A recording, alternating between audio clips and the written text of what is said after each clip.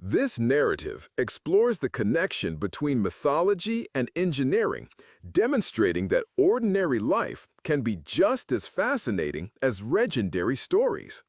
The ancient world is presented not as a static exhibit, but as a complex enigma requiring further investigation and clarification.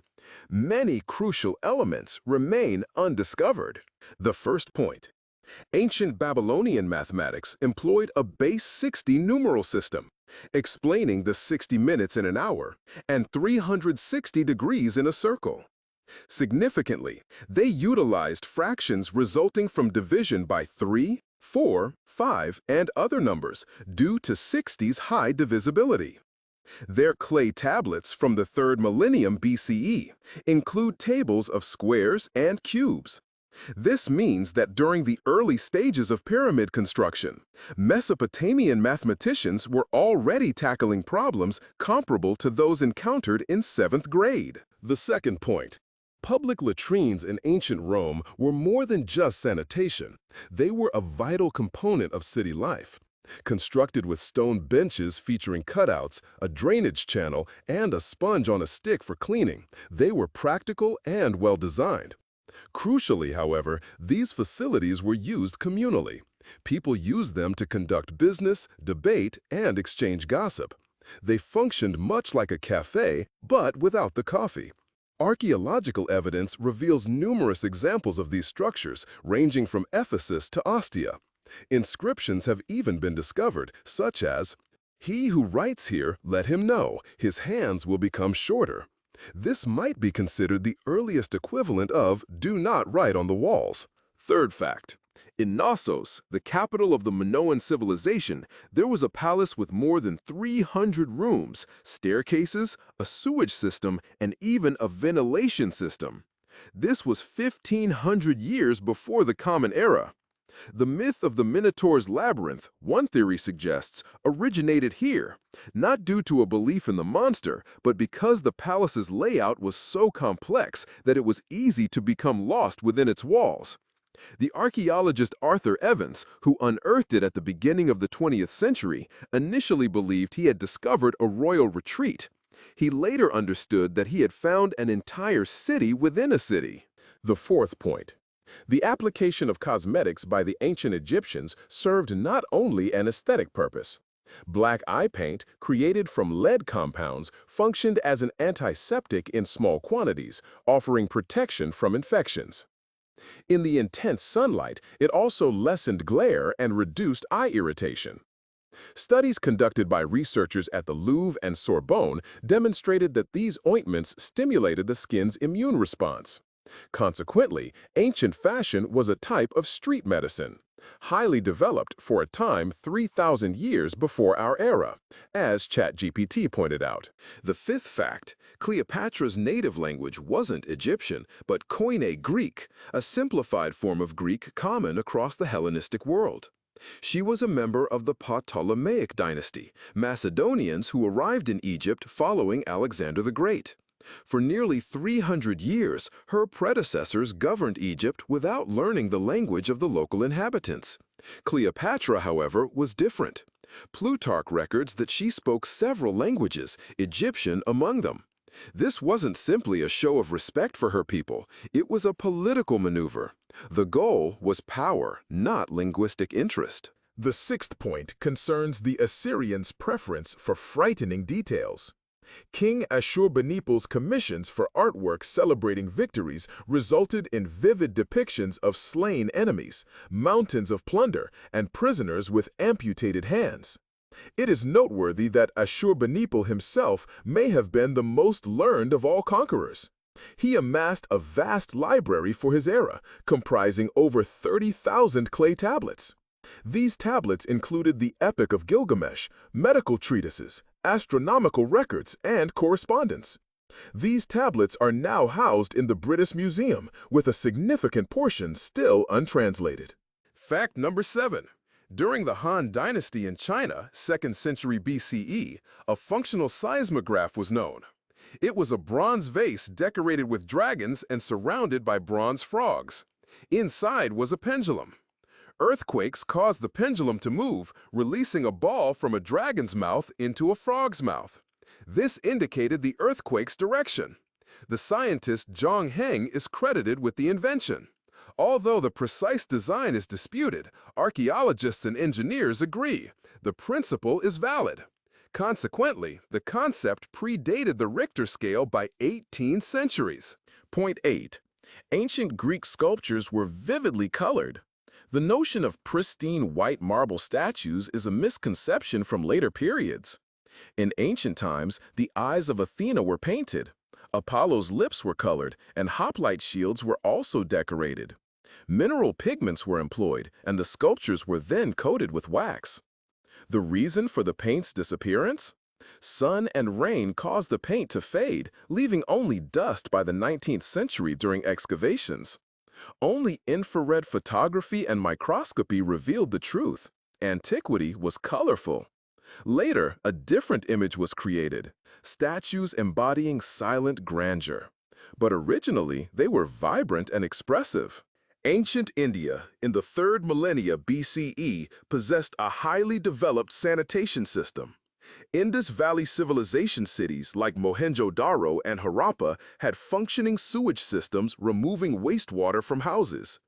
Nearly every house included a private bathroom with water supplied via channels.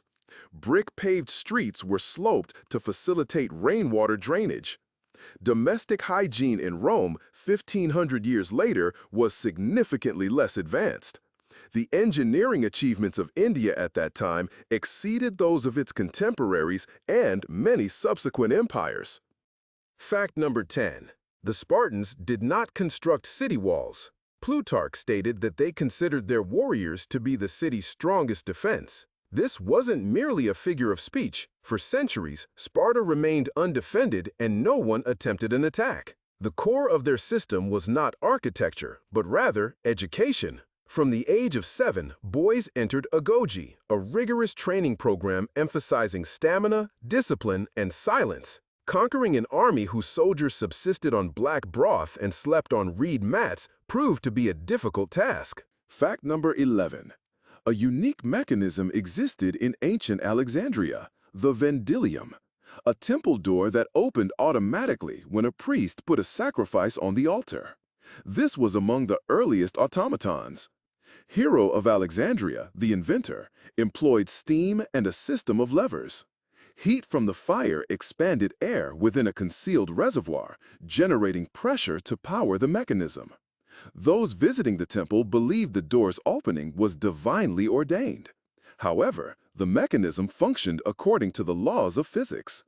Hero documented numerous similar devices, including a prototype steam turbine. The 12th point is that the Phoenicians developed not just the alphabet, but also the industry of purple dye production. This dye came from murex sea snails found in the Mediterranean Sea. Thousands of shells were required to produce just a few grams of dye. The resulting color was both long-lasting and elegant, ranging from burgundy to a rich, deep purple. It became a symbol of power and wealth, particularly amongst the Persians and Romans. Purple dye was as valuable as gold, and in Byzantium, only the emperors were permitted to wear it. Archaeological digs in Tyre have uncovered massive quantities of discarded shells, evidence of centuries of production and a lasting impact on global fashion trends. 13th fact. Professional scribes existed in Sumerian society, educated through specialized programs in schools called edubas. These educational institutions were functioning as early as the 3rd millennium BC. Curricula included synonym lists, proverbs, and exercises in arithmetic and writing. Certain surviving clay tablets record school dialogues. The scribe did not complete his assignment. The teacher struck him with a stick. The father presented the teacher with a gift, and he softened. This was not fiction, but a representation of reality. Even then, grievances against teachers and negotiated solutions between students, parents, and educators were part of school life. 14th point. The earliest agreements for grain delivery emerged in Egypt during the Middle Kingdom era, 1,000 years BCE. Papyrus records detailed the names of the parties involved, the amounts of grain, delivery deadlines, and even unforeseen circumstances like floods or nomadic attacks. At the Amun Temple in Karnak, specialized officials managed grain storage and distribution. A surviving document shows that a supplier named Sinuhe pledged to deliver a specified quantity of barley within 3 lunar months. Failure to do so resulted in the loss of his rand. This illustrates the early integration of bureaucracy into agricultural practices. The 15th fact. Ancient Greek theaters, built in a circular design, possessed remarkable acoustics that still impress engineers. In Epidaurus, one can hear a coin drop on stage even from the uppermost seating. The incline of the seating and the arena's form were meticulously planned. The stone served as a natural filter for low frequencies, while the actor's voice, reflecting upward, maintained its strength. This was accomplished without microphones, using only mathematical calculations and limestone. Contemporary acoustic experts agree, reproducing this effect without amplification is practically impossible. The 16th fact. Clay tablets discovered in Persepolis, the capital city of the Achaemenid Empire, detail workers' wages. The tablets show that women earned less than men, but received paid maternity leave and provisions for child nutrition, grain, oil, and wine. Some women held administrative positions. Dating to the 5th century BCE, the tablets are written in Elamite. These are not legal documents, but rather everyday accounting records. This demonstrates that social accounting predates Roman decrees and declarations. Fact number 17.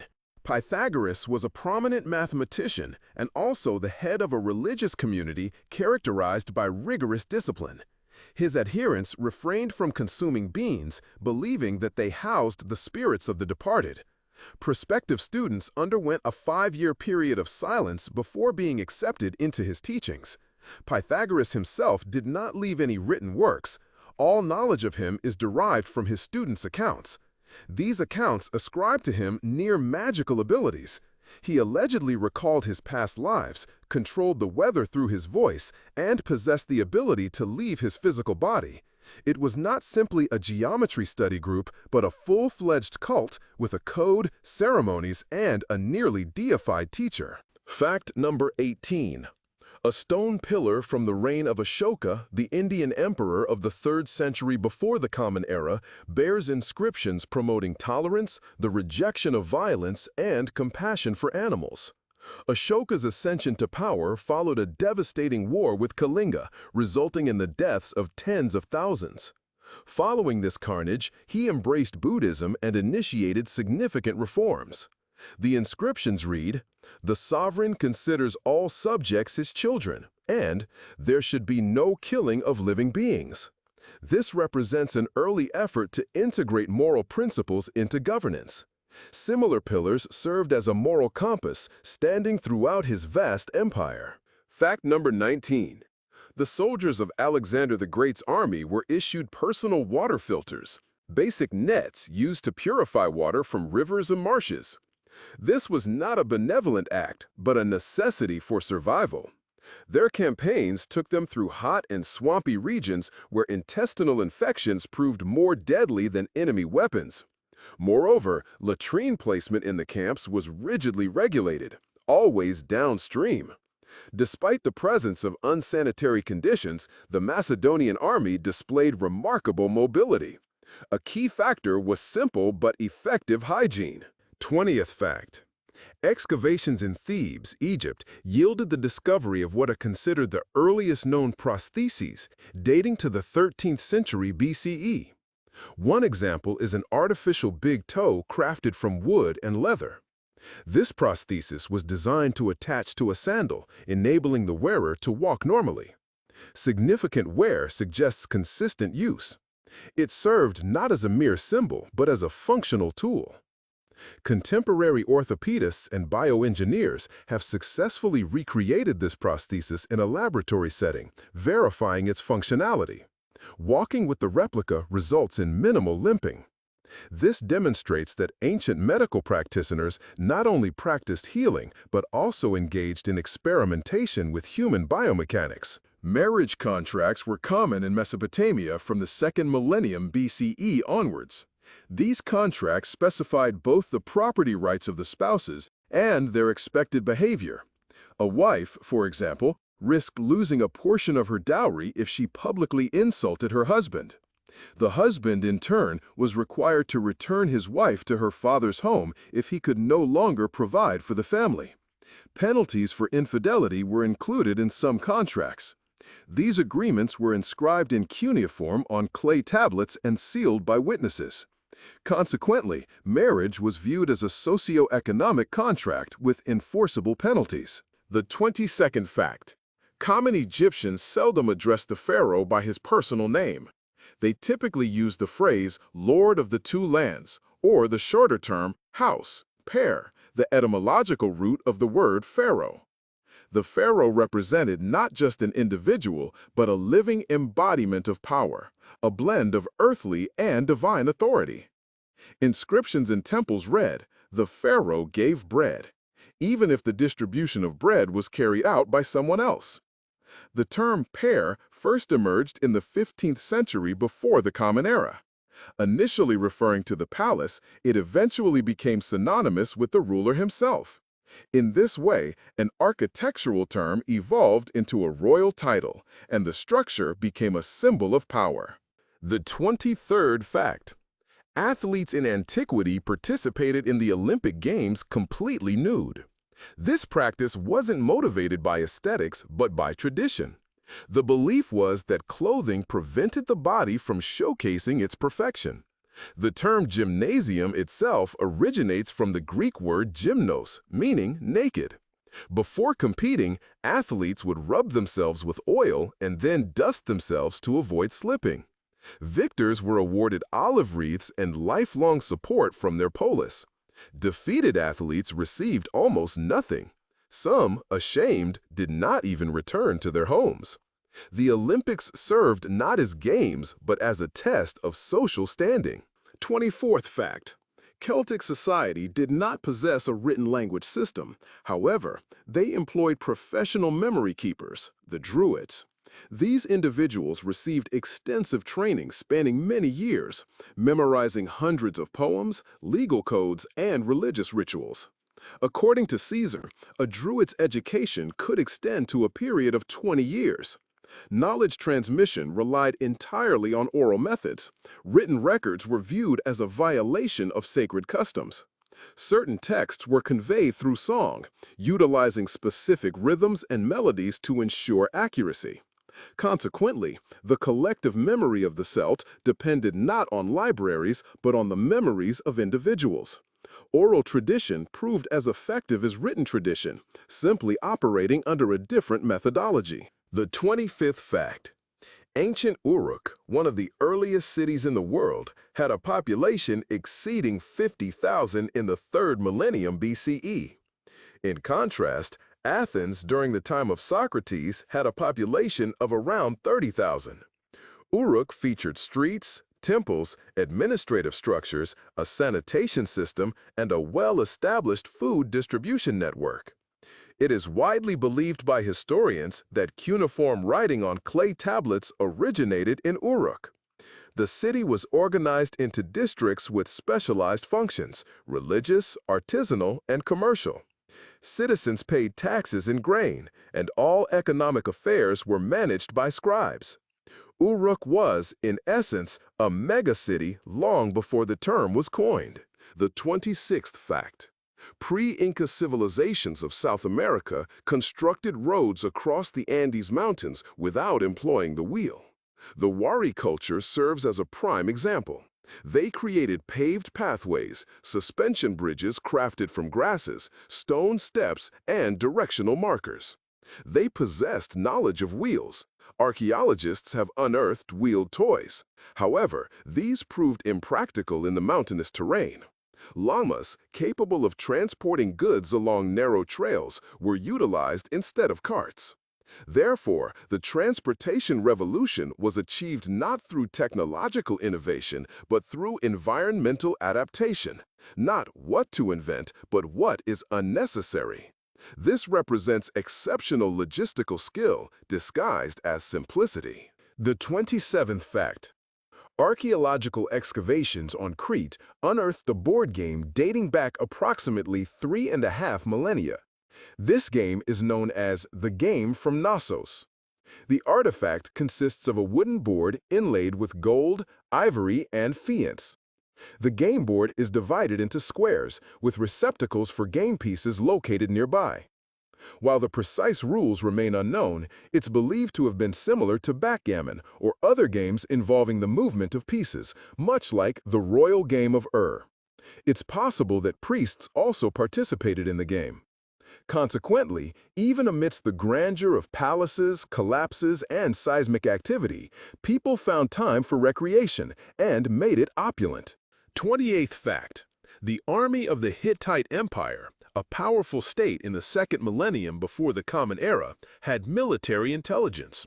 Sources refer to the ears of the king, agents who provided information about enemy movements, conditions in subject territories, and even public sentiment in the capital. Certain reports were coded. A tablet from Hattusa indicates that the message should be read only by one who knows the sign of the sun. The Hittites employed intelligence not only for warfare, but also for diplomatic purposes. Before sending gifts to Egypt, they assessed the situation in Thebes. Intelligence gathering preceded the development of diplomacy. The 29th fact. The Mayan civilization had a calendar system of remarkable accuracy, astonishing astronomers of the 21st century. Their long count calendar tracked days from a legendary creation date, August 11th, 3114 years BCE, according to the Gregorian calendar. They accurately determined the length of the solar year, with a margin of error less than 2 minutes, and understood the cycles of the moon, Venus, and eclipses. All computations were done without telescopes, relying solely on observation and mathematical skills. Temples were aligned with the stars, and rulers planned ceremonies based on specific celestial arrangements. This was not magic, but sophisticated timekeeping. The 30th fact concerns the Hittite Empire, situated in what is now modern-day Turkey. This civilization had a comprehensively detailed legal system dedicated to the protection of trees. A specific code stipulated a silver fine was levied for cutting down a grapevine. Damage to a tree resulted in an obligation to plant a replacement. This wasn't an expression of environmentalism, but rather sound economic policy. Trees provided sustenance, shade, and support for vineyards. The system was thoroughly planned. The number of trees required for compensation, the allocation of responsibility, and the method of damage assessment were all clearly defined. Therefore, ancient societies understood that sustainability was not merely a concept, but a practical reality. Fact number 31. Archaeological discoveries in Peru include mysterious devices known as quipu, intricate systems of knotted cords. These served as a method of accounting and possibly as a form of writing. While used by the Inca, the concept predates them. The color of the cord, the type of knot, and its placement all conveyed specific information. Existing quipu provide data on grain harvests, tax records, and military expeditions.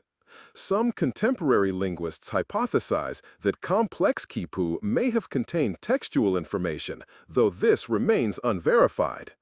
Unlike alphabetic writing systems, quipu represent a tactile, not visual method of recording. These are tangible archives, a code concealed within the knots of rope. 32nd fact. During the Tang Dynasty in China, a state examination system for selecting officials was already in place. Securing a position required demonstrating ability, not relying on connections. Candidates faced a demanding examination process encompassing poetry, philosophy, and calligraphy. Examinations were conducted in individual cells, with candidates permitted only food and writing implements.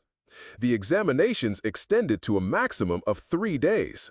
Top performers were appointed to positions in the capital, while others were assigned to provincial posts. Career progression was determined by talent and memory, not lineage. This system persisted for over 1,000 years, serving as a precursor to modern meritocratic selection methods. Fact 33. The oldest worked gold in human history has been discovered in modern-day Bulgaria, the treasures of the Varna necropolis. These artifacts are over 6,500 years old. The finds consist of bracelets, diadems, belt decorations, and vessels, all crafted with exquisite precision. Approximately 3,000 objects were unearthed from the graves. Notably, one grave contains no skeletal remains. Only gold, meticulously arranged, as if someone had been there but vanished. Researchers hypothesized that this was a symbolic burial, signifying high social standing. Therefore, power manifested through metal predates the emergence of the first kings. Fact number 34. The Etruscans, an enigmatic civilization inhabiting Italy before the rise of Rome, utilized what are known as talking mirrors. These were bronze discs intricately engraved with mythological narratives, scenes of daily life, and cryptic inscriptions in the Etruscan language. A significant number of these mirrors portray women not merely as male companions, but as autonomous individuals, engaged in debate, prophecy, and judgment. Certain scholars posit that Etruscan women enjoyed greater rights and freedoms compared to their Greek or Roman counterparts. Their participation in banquets, management of households, and inclusion in epitaphs all support this theory. The mirrors thus reflect not only physical likeness, but also the societal role of women, a role long overlooked and obscured.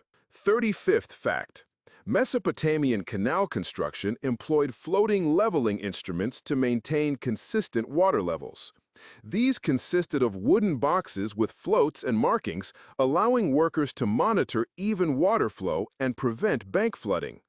Instead of a fixed clay drawing, a portable tool was moved along the canal.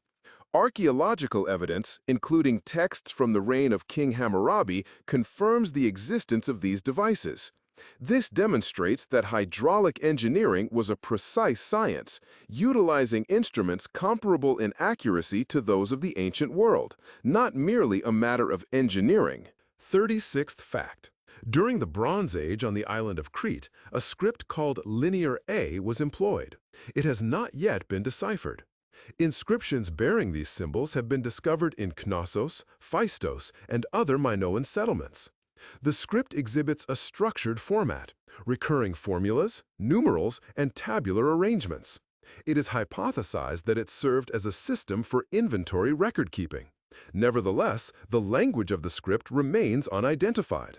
Linear B, subsequently used by the Mycenaeans, has been deciphered as Ancient Greek. Linear A, however, continues to be an unsolved mystery. It is more than just a collection of symbols. It represents the lost voice of a civilization. 37th fact. Ancient Roman armies employed portable projectile weapons known as scorpions. These devices hurled arrows of up to 1 meter in length with sufficient force to penetrate shields and armor. Their construction incorporated wood, bronze, and twisted fibers functioning as springs. A team of soldiers could manage up to 4 scorpions, readily changing their positions. These weapons gave the Romans a significant battlefield advantage prior to melee combat. Consequently, a legion was more than just a formation of soldiers with pila. It was a sophisticated military unit encompassing artillery, engineers, and precision long-range weaponry. The 38th fact states that the first references to what could be considered early eyeglasses, specifically magnifying lenses, appear in Assyrian records. A quartz lens with focusing capabilities was unearthed in the library of Ashurbanipal. This lens could have served as a magnifying glass or a burning glass. Similar lenses have been discovered in Mycenaean graves and on Cyprus. The Nimrud lens, estimated to be around 3,000 years old, is the most well-known example. Some researchers hypothesize that it formed part of a larger optical instrument, possibly even a telescope. However, conclusive evidence is lacking. Despite this, the fact remains. Ancient civilizations not only possessed sight, but actively sought to enhance it. Number 39. The Aztec civilization possessed a fully functioning judicial system, complete with cassation and appeal processes. Judges received their training in palace schools and were strictly prohibited from accepting gifts. Violation of this rule resulted in the confiscation of their possessions. Legal codes have been preserved, detailing cases ranging from minor family disputes to serious crimes such as theft. Significantly, false accusations were met with the same severity of punishment as the crimes themselves. The Supreme Court resided under the authority of the Tenochtitlan ruler, and its verdicts were unappealable. Aztec law was not a ceremonial practice, but a formalized branch of government operating according to a set schedule. Archaeological excavations in Khakassia, located in Siberia, unearthed stone slabs featuring engraved images interpreted as maps. These maps schematically depict the local geography, rivers, and settlements. They are attributed to the Bronze Age. The slab from the Sunduki Pass is particularly well known. It combines a map with a solar calendar. Certain lines on the slab correspond exactly to the actual landscape, while others point to the sun's position during the solstices. Researchers believe these slabs served as both navigational guides and ritual objects. This indicates a unification of spatial reasoning and temporal understanding in stone. Fact number 41. Ancient Babylonian law regulated medical practice, encompassing both physician remuneration and legal accountability. Hammurabi's code stipulated that if a physician, using a bronze knife, operated on a free man, resulting in death, the physician would have his hand amputated. Conversely, successful treatment and the patient's recovery resulted in substantial compensation for the physician, up to 10 shekels of silver. The penalties and payments were less for slaves. This contractual system transformed medicine from a divine act of grace into a profession with established fees, inherent risks, and defined social standing. This served as a precursor to the modern medical license, rigorous yet structured. Fact number 42. Ancient Nubians, located to the south of Egypt, performed cranial surgeries known as trepanation over 1,000 years before our era. Skulls unearthed in Sudan exhibit smooth, circular openings, many displaying evidence of successful healing. This suggests a high survival rate among patients. The instruments used were rudimentary, flint and bronze knives, and possibly a bow drill. The rationale behind these procedures remains a subject of ongoing discussion.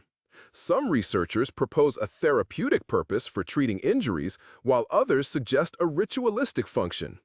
Nevertheless, the precision of the surgical technique is undeniable. Consequently, anatomical understanding was derived from practical experience, not from written sources.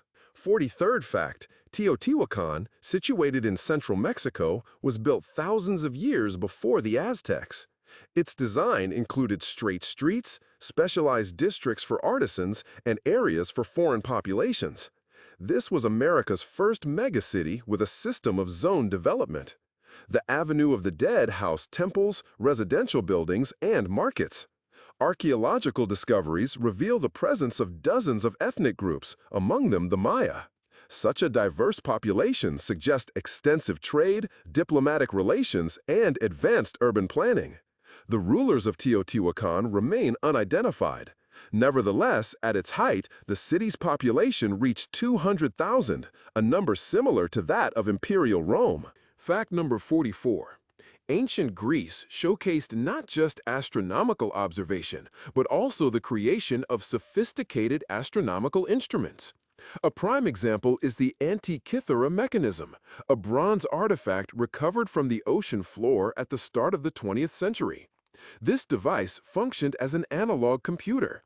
A system of numerous gears, rotating at a predetermined speed, enabled the prediction of solar and lunar eclipses, lunar phases, and even the dates of the Olympic Games.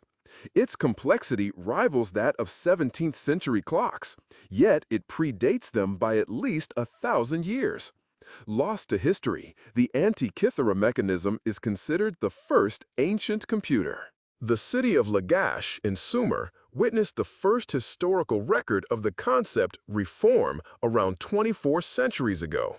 Under the rule of Ur-Nammu, decrees were enacted to curb the abuses of power by officials and priests. These decrees eliminated burial fees, mandated state support for widows and orphans, and outlawed forced labor as punishment for debt.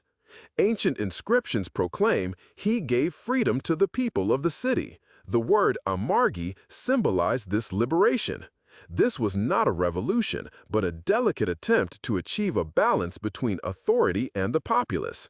The world's earliest anti-corruption measure originated not in a manifesto, but in cuneiform writing. Fact number 46.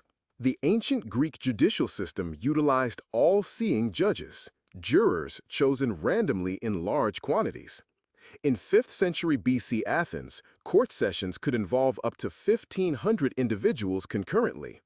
These jurors heard both sides of a case without the assistance of lawyers and voted using bronze tokens. The vote count occurred immediately following the debate, with the verdict taking immediate effect. The state compensated the jurors, enabling participation even by the impoverished. This system minimized corruption. The sheer number of jurors made bribery impractical. Greek justice functioned as a public spectacle, open, straightforward, and efficient. Fact number 47.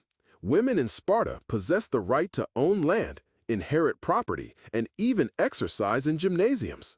This was a stark contrast to Athens, where women were excluded from assemblies and lived secluded lives. Spartan girls participated in athletics, received an education, and were involved in public life. The underlying principle was straightforward. A strong mother produces a strong warrior. Historical accounts quote a Spartan mother giving her son his shield, with it or on it. While not a utopian ideal of equality, within the Spartan military state, women held a strategically important role. Their status was not culturally defined, but rather functionally determined, hence its enduring nature. 48th fact. The multi-ton stone statues known as moai were constructed on Easter Island. However, evidence suggests they were transported upright. Studies have demonstrated the feasibility of moving these statues by rocking them from side to side with ropes and a team of people. Local lore states the statues walked themselves. This method, mimicking walking, enabled the movement of these colossal figures without wheels or animal power. Marks on the bases of the moai suggest vertical friction. Therefore, the key to their movement wasn't heavy machinery, but rather balance and patience. A kind of stone dance, one might say. Houses of Life served as both medical treatment centers and educational institutions. These facilities documented numerous symptoms, diagnoses, and treatments for a wide range of conditions, from bone fractures to depression, on clay tablets. Diseases were categorized as visible or invisible, and physicians collaborated with priests, employing both physical therapies and incantations. Crucially, these institutions maintained detailed archives.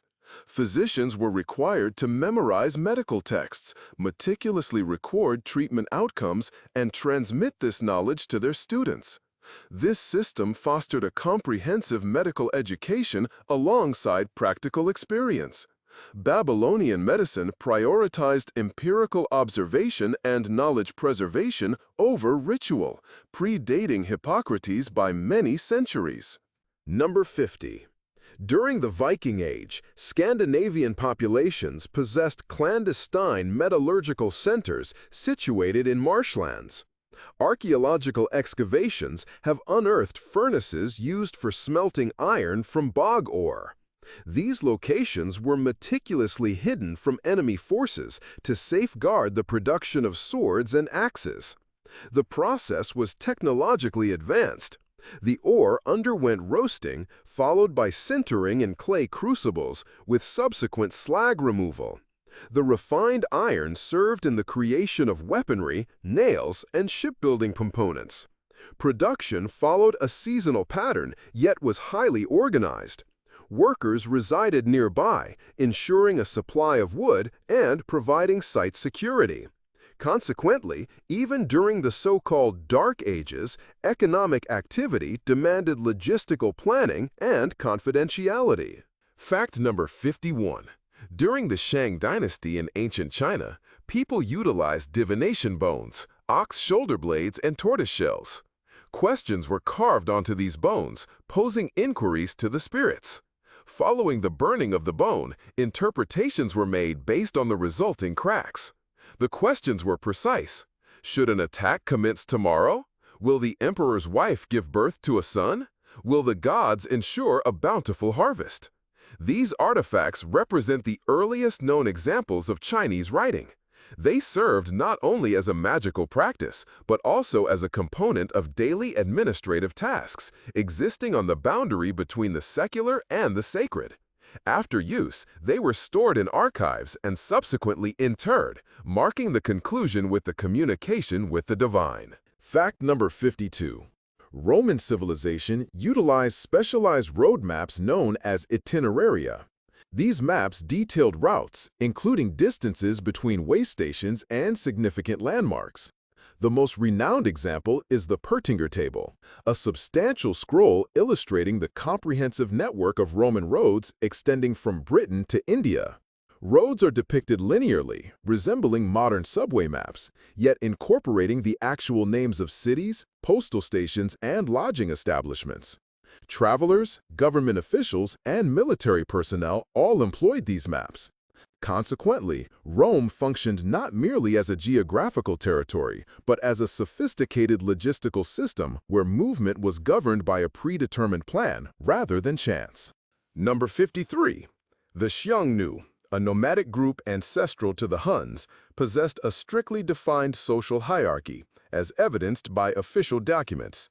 Chinese historical accounts detail a complex court etiquette in which each individual occupied a specific position, ranging from the Shannu, the paramount ruler, to those responsible for the livestock. The seating arrangements of leaders reflected their rank, their share of spoils was determined accordingly, and infractions were met with public punishment. Notably, diplomatic correspondence from the Shanyu to Chinese emperors meticulously followed the style of the Celestial Empire, including its system of titles. This exemplified steppe diplomacy, austere but organized, characterized by ritual and a refined understanding of courtly protocol. 54th fact. The profession of mummification was passed down through families in ancient Egypt, and the embalming process could take up to 70 days. This involved removing the brain through the nose with metal hooks, rinsing the body cavities with palm wine, drying with natron, and wrapping the body in hundreds of meters of linen. Significantly, each step was accompanied by incantations. Do not harm the heart. Grant the organ passage to the afterlife. This was not a medical procedure, but a sacred ritual, combining precision with magic. The placement of amulets also followed a precise pattern, acting as a code for the journey into the afterlife. The 55th fact. Ancient Greece saw the minting of coins that functioned both as currency and as propaganda tools. Following their victory at the Battle of Salamis, the Athenians produced a series of coins featuring a ship and an owl, representing naval strength and wisdom respectively. These coins circulated widely throughout the Mediterranean region. They were even accepted as payment in far-off Persia. Consequently, the coinage served as a kind of city emblem, projecting its prestige. The Greeks recognized that ideology could be disseminated not only through temples and theaters, but also via everyday items, particularly those with monetary value. Number 56. Under Darius the Great's rule in Persia, a governmental postal system, the Angaria, functioned. This system served as a predecessor to modern-day courier services. Stations were positioned approximately every 20 to 30 kilometers across the empire, enabling couriers to change horses and proceed on their routes. Herodotus famously stated, "Neither snow, nor rain, nor heat, nor gloom of night stays these couriers." This quote later became a decorative element on an American post office building. Correspondence was transported in leather tubes, with routes kept confidential. This efficient network allowed Darius to effectively manage his vast empire, stretching from India to Egypt. The empire's strength depended not only on military might, but also on swift communication. Item 57. The ancient Armenian kingdom of Urartu had a centralized irrigation system comparable in size to that of the Roman Empire. The most well-known example is the Menua Canal, built in the 8th century before the Common Era. It extended for nearly 80 kilometers from mountain sources to the capital city of Tushpa, modern-day Van in Turkey. Its path included stone aqueducts, tunnels, and hillside sections where a precise incline was carefully maintained. A portion of the canal remains in operation today. The Armenian village of Arenj continues to receive water via this 3,000-year-old route. Urartu's engineering served a purely practical purpose, ensuring the survival of its cities. Point 58. Mohenjo-Daro, a significant city of the Indus Valley civilization, featured a great bath possessing a drainage system and tiling that preceded Roman baths by 1,000 years. This construction included a pool measuring approximately 7 by 12 meters with an impermeable brick bottom and steps along its sides. Water entered via dedicated channels, while used water exited through a separate outflow. The building's purpose remains a subject of scholarly debate. Was it a religious site or a public cleansing facility? Regardless, the society's grasp of sanitation and bodily hygiene was remarkably sophisticated, a level of understanding not achieved in Europe until the late Middle Ages. Entry 59. An automatic dispenser for holy water existed in ancient Alexandria. Its operation was initiated by inserting a coin. Hero of Alexandria designed it in the 1st century before the Common Era. A balancing mechanism inside controlled a valve.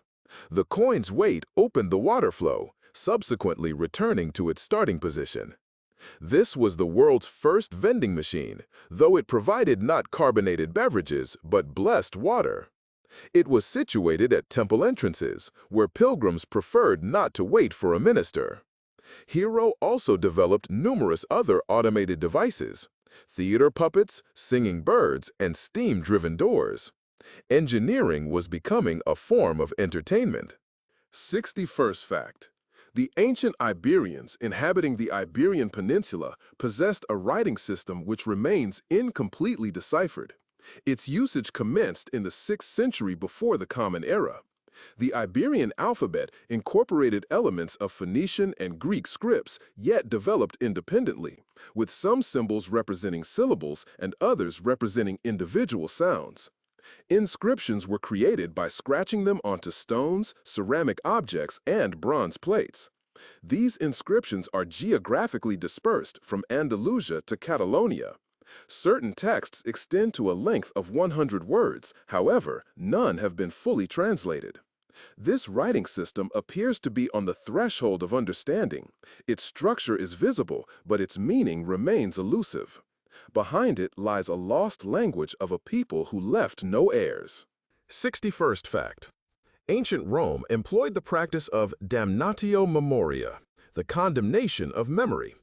The Senate had the authority to order the removal of a person's name from all inscriptions. The destruction of their statues and their portraits were either destroyed or altered to depict another individual. This resulted in the disappearance of images of emperors defeated in power struggles: Caligula, Commodus, and Domitian. Occasionally, a bust's head would be removed and replaced. For instance, Nero's bust might be reshaped to represent Vespasian. This was a type of political image manipulation, the erasure of a biography by altering stone images. However, evidence persisted: blank spaces on inscriptions, chisel marks, and a different face on an old body. 62nd fact. A custom among the Assyrians involved writing curse texts on clay bricks and embedding them within building foundations. These bricks identified the builder, typically a king, and contained threats directed at anyone attempting to damage the structure or remove the inscription. The phrasing was severe. May he have no descendants, may plague strike him, may a dog devour him. These inscriptions were not merely symbolic, they functioned as both a legal document and a protective amulet. Archaeological discoveries regularly uncover these bricks undamaged beneath temples, palaces, and city walls. In essence, the foundation represented not just building material, but also fear. The island of Delos, sacred to the ancient Greeks, contained an area where birth and death were prohibited. Tradition holds that Apollo and Artemis were born there. To preserve its sanctity, the authorities decreed the removal of all graves and the relocation of expectant mothers from the island. Subsequently, similar regulations were implemented in other sacred locations. Supervision was rigorous, with overseers ensuring compliance. This wasn't simply a ritual, it was an effort to create a timeless space, a place unaffected by the usual biological processes. Delos became a myth made manifest, upheld by the law. Fact 64. A sophisticated tax system existed in Sumer, managed through the use of seals and clay tablets. Every agricultural worker was obligated to surrender a portion of their crop, livestock, or textiles to state storage facilities. Scribes meticulously recorded these contributions using unique cylindrical seals, functioning as individual signatures. These seals were rolled onto damp clay, the resulting imprint confirming the record's legitimacy. Archaeological discoveries reveal tablets depicting grain, goats, and beer, all components of the taxation process.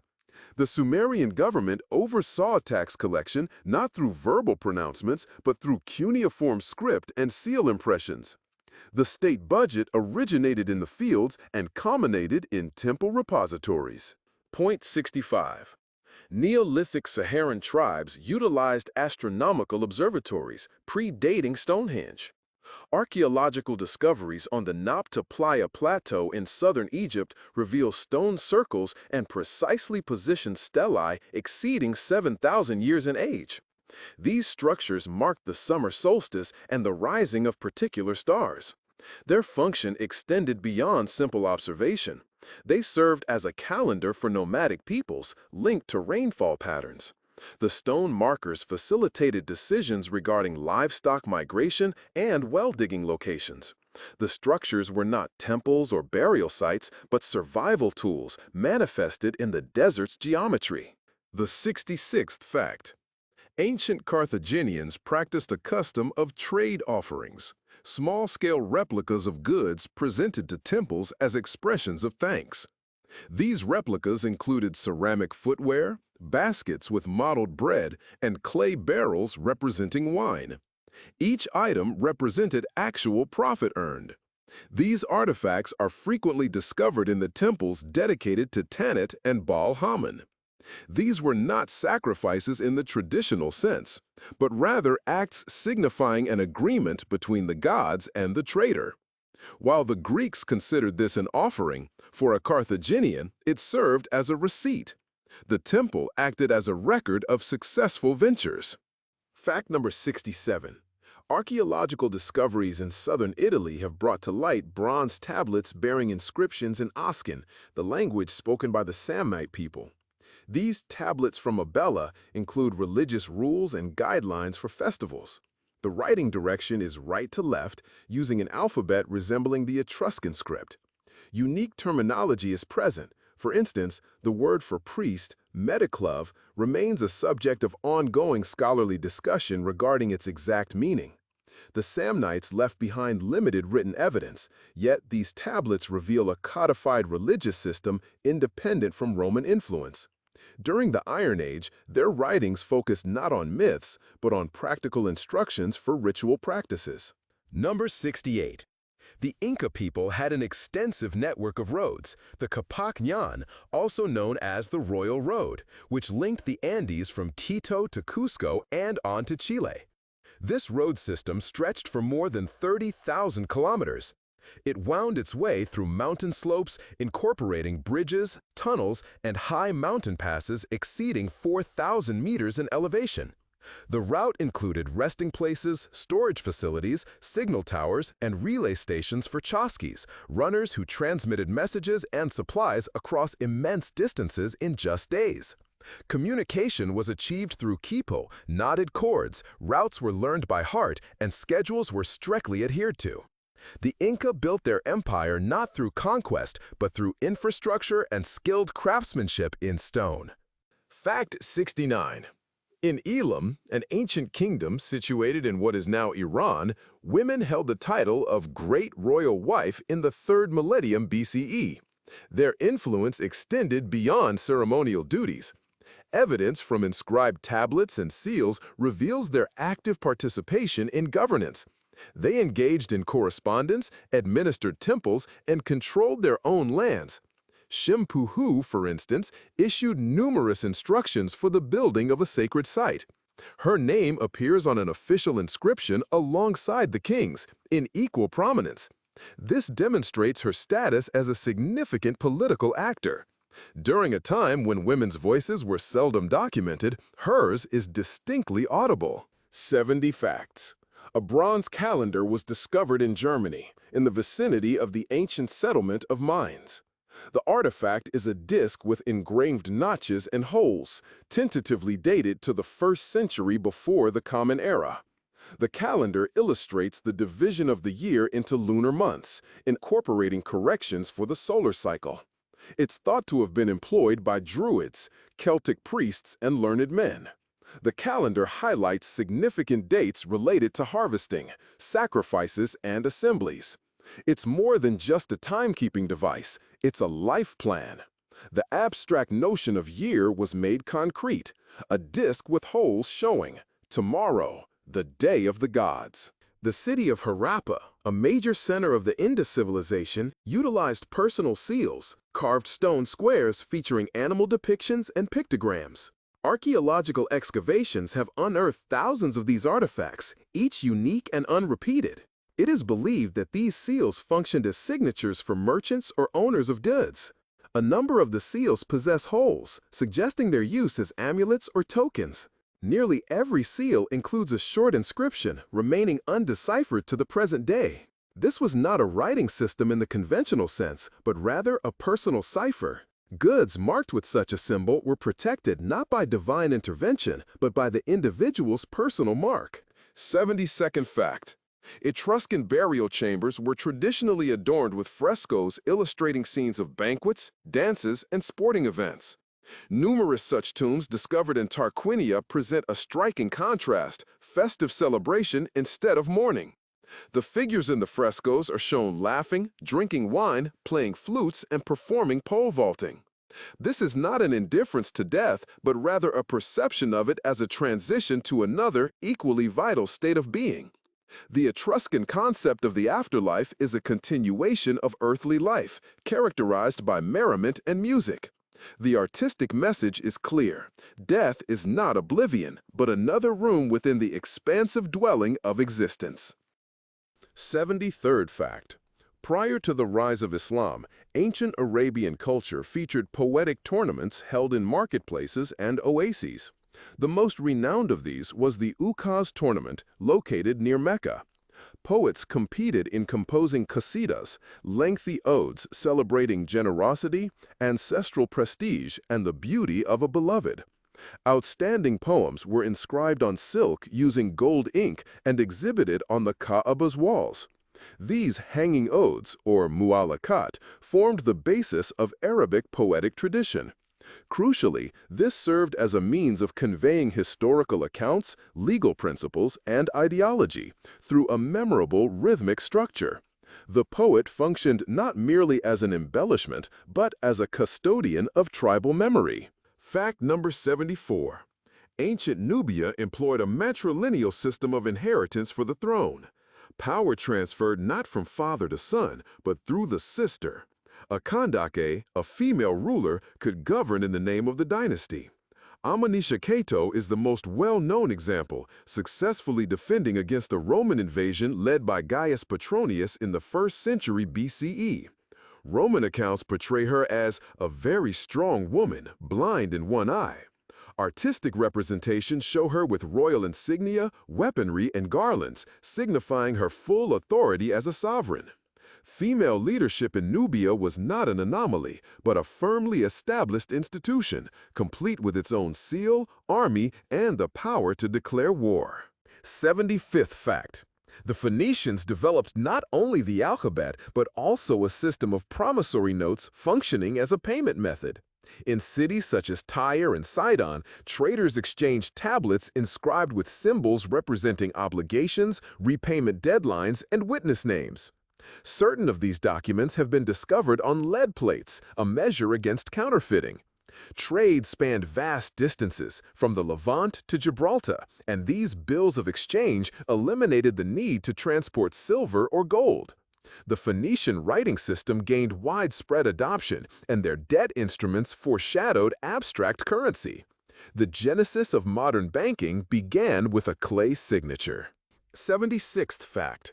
In the Bronze Age, on the island of Cyprus, there were facilities known as urban copper halls.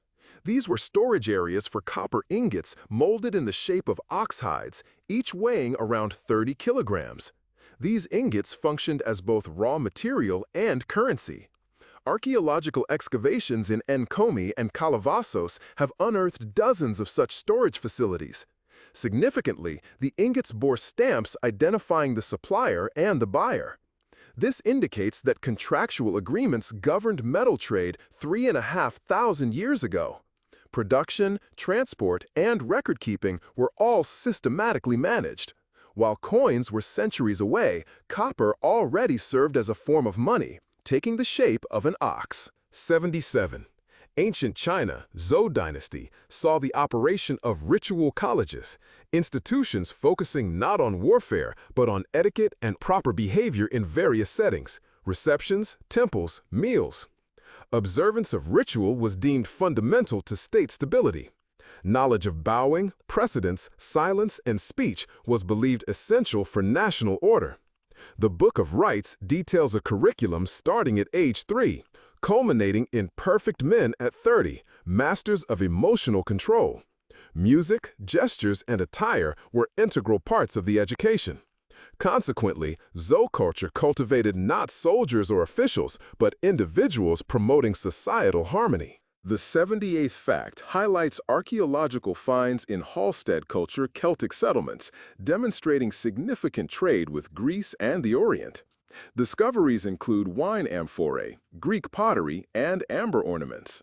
Elite burials contained bronze cauldrons, probably imported from the Balkans, and fabrics, possibly from the Aegean. Remarkably, silk threads were found in the Hochdorf princess's tomb, indicating early connections to the Silk Road. Consequently, 500 years prior to Caesar, Celtic tribes participated in a vast trade network where silk and salt were key commodities. The distinction between barbarians and civilization was demonstrably fluid, dissolving in the exchange of goods. Fact 79.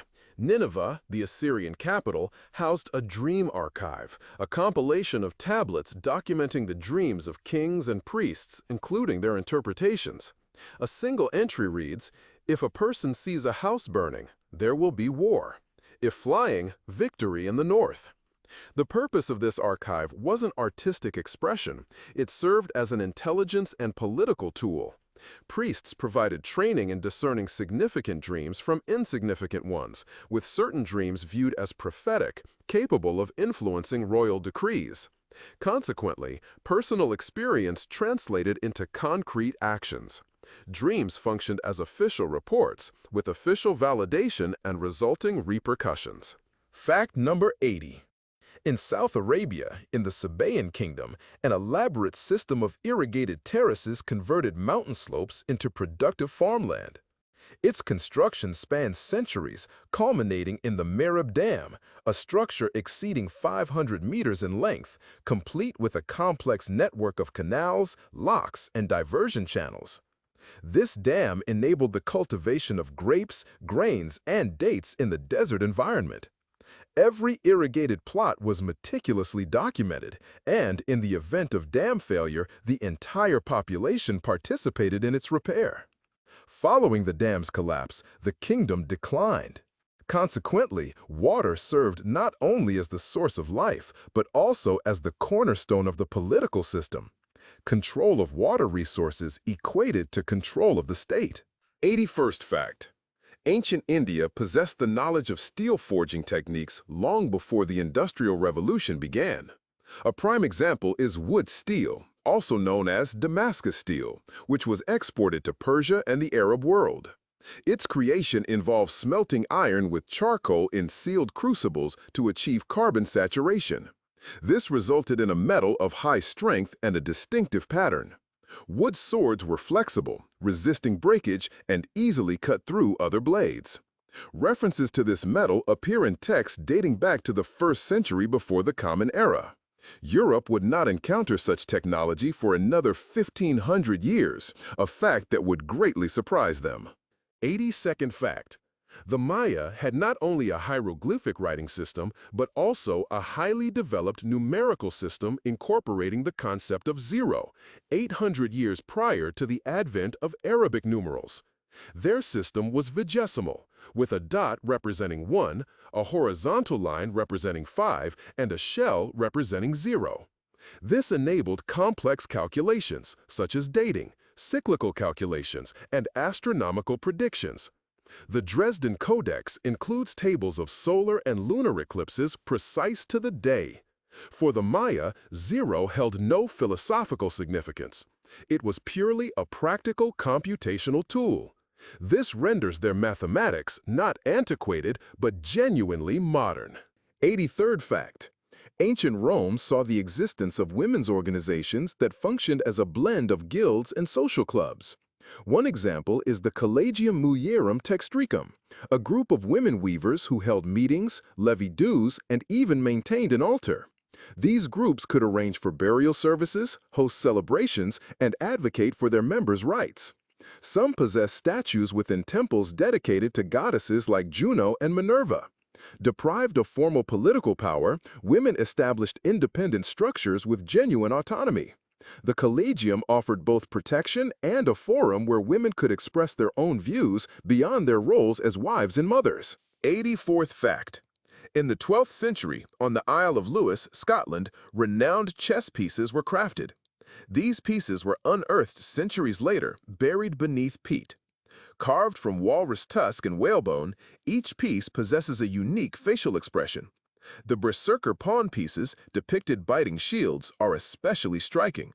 It is believed these chessmen originated in Norway and were transported to the British Isles by merchants or Vikings. They illustrate not merely cultural exchange, but also a particular mindset, a game where the rook represents a fortress and the pawn a soldier fighting to the death. The game, played on a tabletop, served as a model of a world where strategy holds equal weight with weaponry. 85th fact. Ancient Egypt had a position of official dream interpreter, a priest whose duty was to decipher the meaning of dreams. People brought their dreams to him for analysis. The Dream Papyrus, dating back to the reign of Ramses II, offers interpretations of hundreds of dreams. For example, if a person sees himself drinking beer, good, it means he will receive a blessing. If he eats a crocodile, bad, he will be devoured by debts.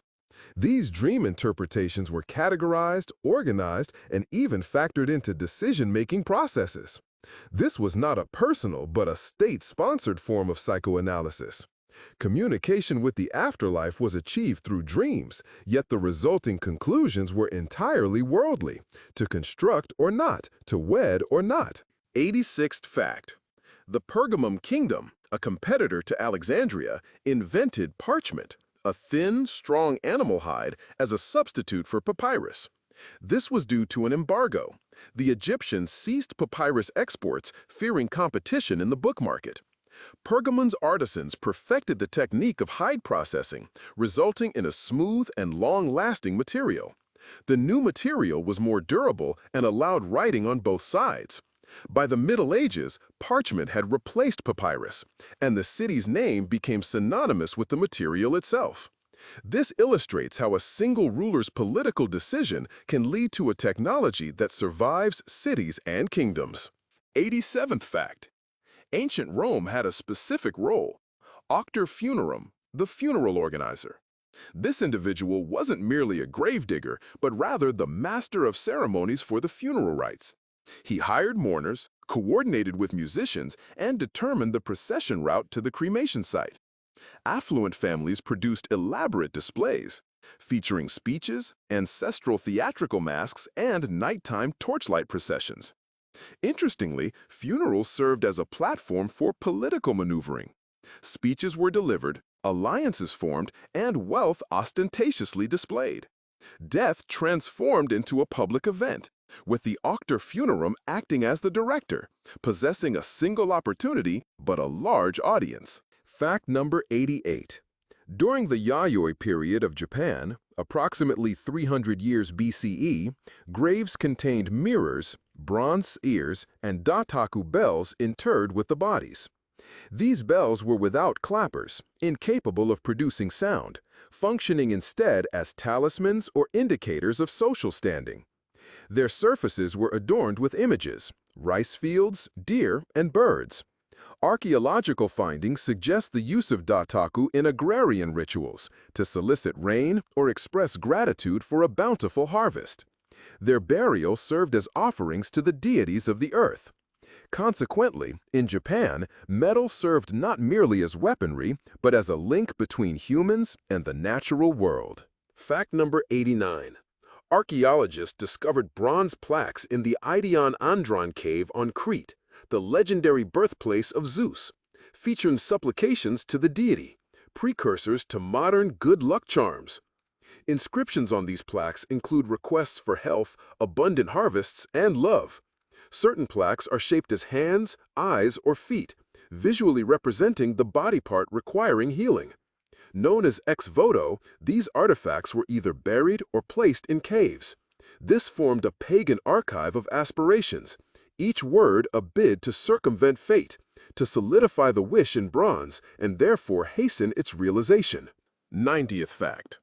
Pre-Inca Andean civilizations constructed megalithic structures meticulously crafted from hard volcanic rock. Sacsayhuaman, a fortress overlooking Cusco, serves as the most well-known example. Here, stone blocks weighing up to 100 tons are joined seamlessly without mortar, their fit so precise that a blade cannot be inserted between them. The blocks exhibit smooth surfaces and multifaceted angles. The methods employed in their creation remain enigmatic. Stone tools alone cannot account for the achieved precision. The structure functioned not only as a stronghold, but also as a display of mastery and authority.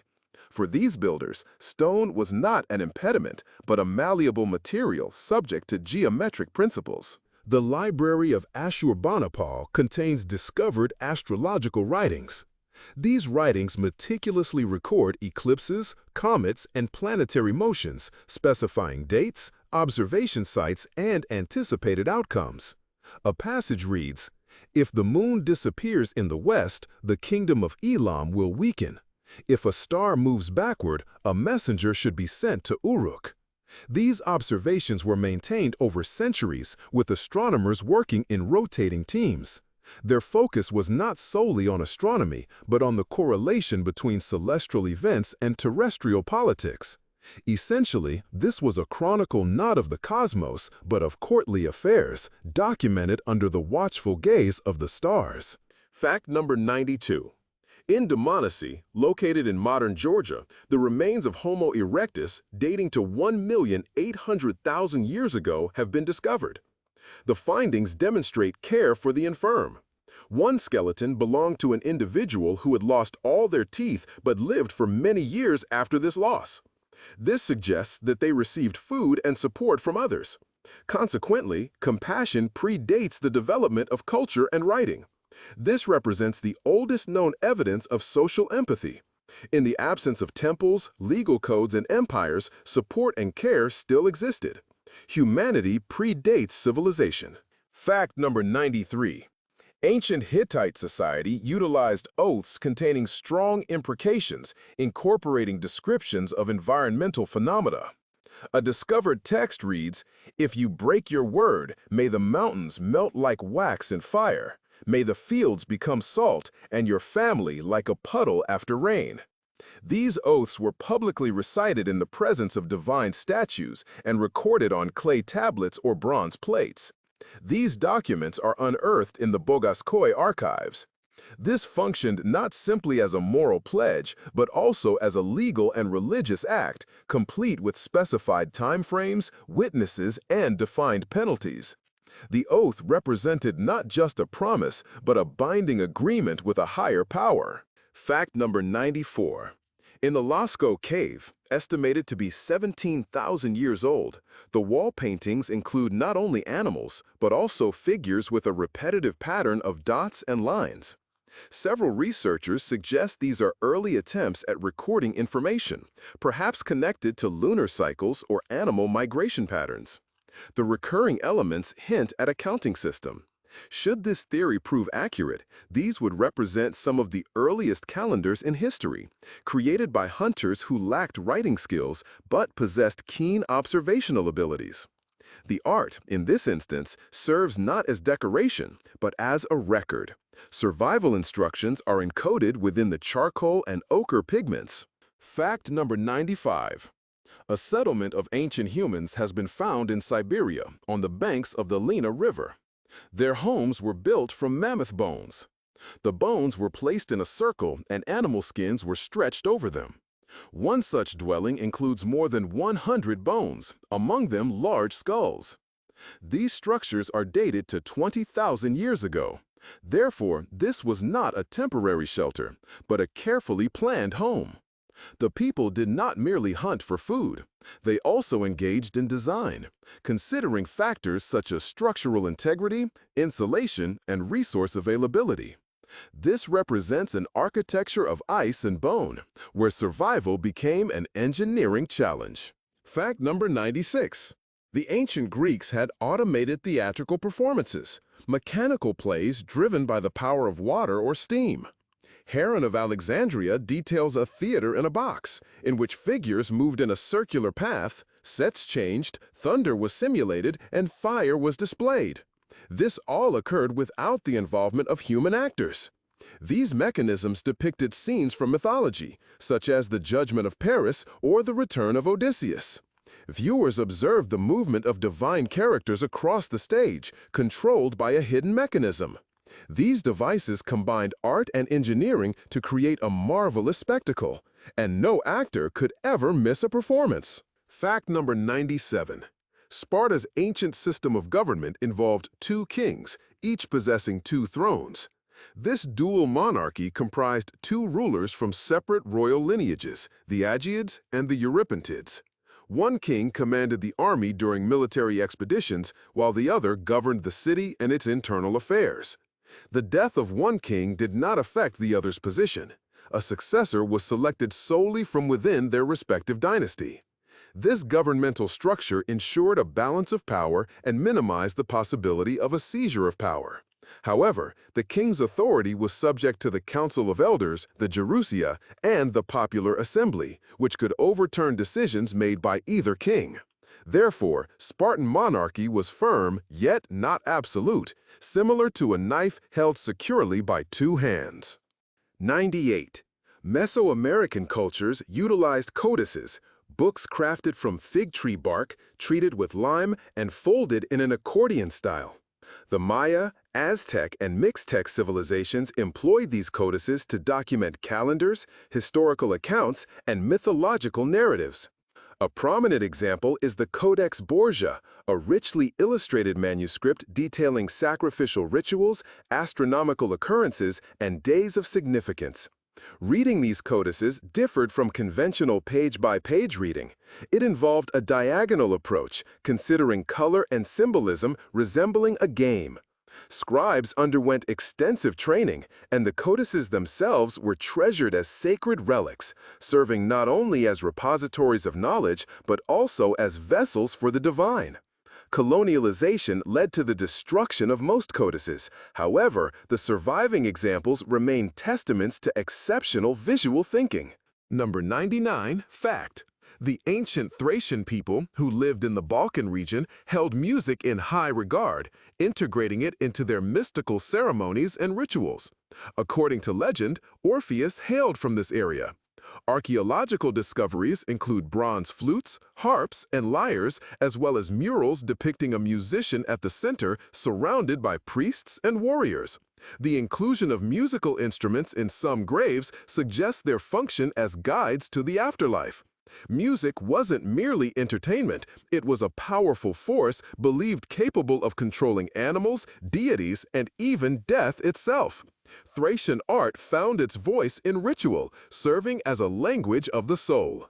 The Chauvet Cave in France contains cave paintings dating back more than 30,000 years, the oldest known to exist.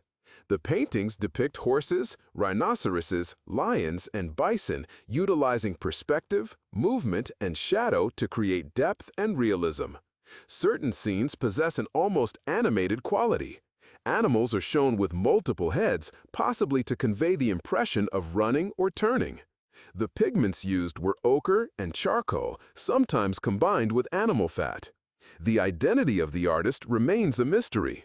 However, it's evident that the individual working in the cave's darkness using a torch and natural pigments was more than just striving for survival. He was a creator, a director, and a recorder of events.